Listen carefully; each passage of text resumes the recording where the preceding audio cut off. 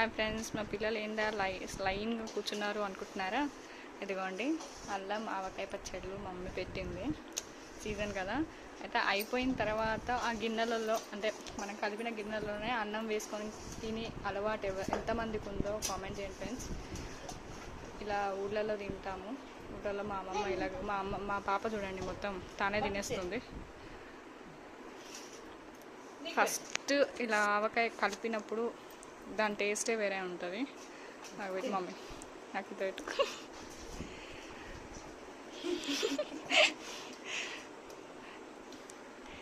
మా పాప చూడండి ఎంత బాగా తింటుంది. అదే రోజు మామూలు కూరలు అయితే కారం అవుతాయి, ఇవైతే కారం కావట్లేదు.